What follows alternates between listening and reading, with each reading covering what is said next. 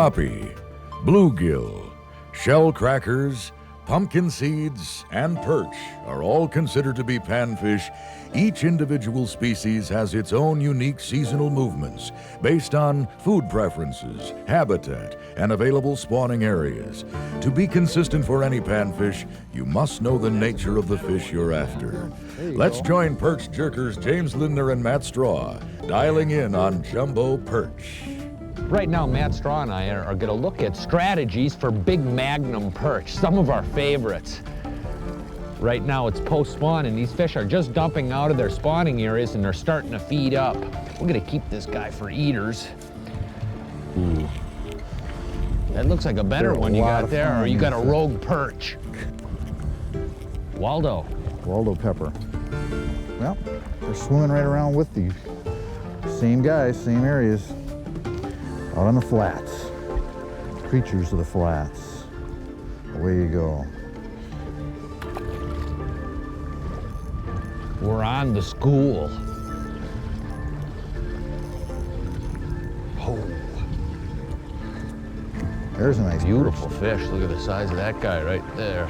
You know, certain lakes really grow big perch. Right now we're on Leech Lake in central Minnesota, which is a real good perch fishery.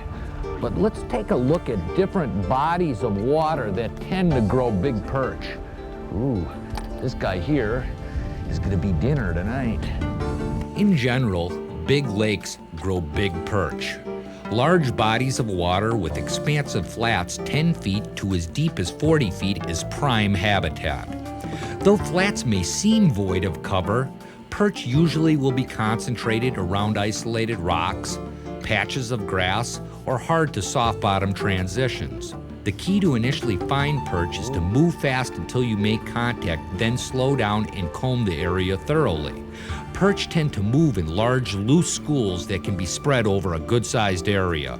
Matthew, I'm thinking, you know what, after we've been circling around this big hump here, there's actually some rocks on a big 13-foot flat. The high spot on this flat is actually about 10 foot, but there's a lot of boulders spread through here, and we've actually isolated the area where these bigger fish are. So what we might do is actually put down the anchor and hold in one position, because we're catching more of these bigger fish in this one spot on this giant flat.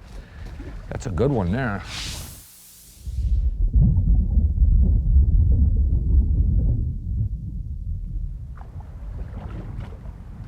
This is kind of the spot. Oop, oop, ooh. That's a better one, Matthew. Ooh. That may even be a Waldo. I'm not quite sure.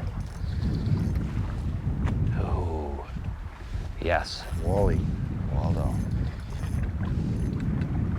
It's interesting. The thing is when you get up on these flats, like these giant flats where these fish live, and wherever there is bait, you will have a lot of other different fish concentrated in those same areas. So it's real common. You get up on these flats like in Leech here, you get up and you'll catch walleyes, you'll catch northern pike.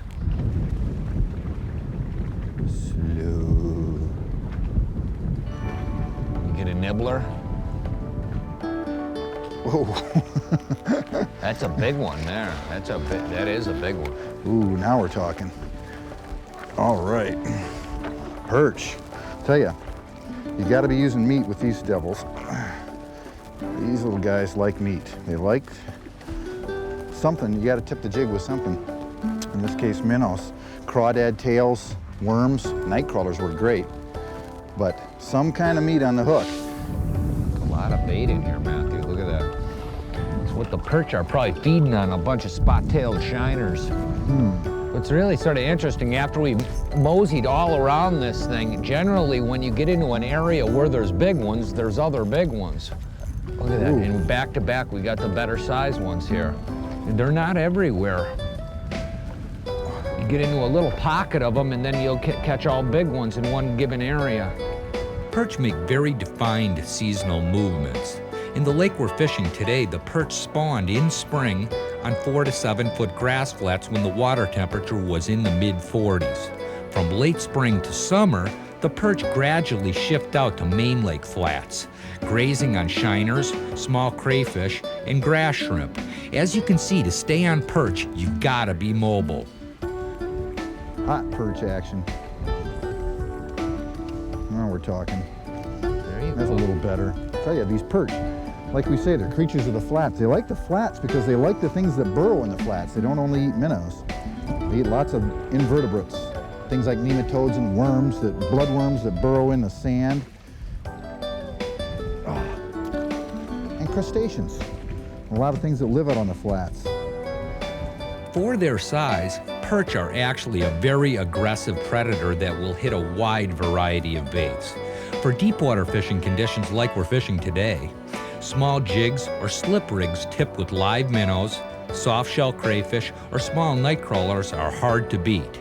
If the fish are extremely active, straight soft plastics or small hair jigs is a good option. Ooh. We got a fresh group of them in. These guys are pretty tough on light equipment.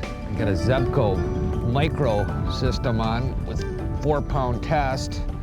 And these guys will do a number on you.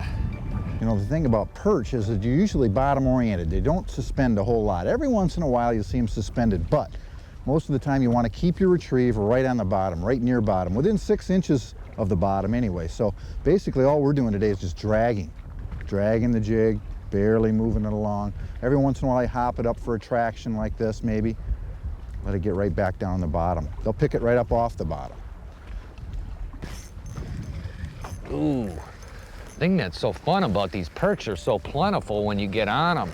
Look at this guy here, another big one. Look at that guy. Ooh. Ooh. Look at the size of that one there. That's a big boy. Big perch. Ooh. These perch, I'll tell you. Didn't We're take on long. them though.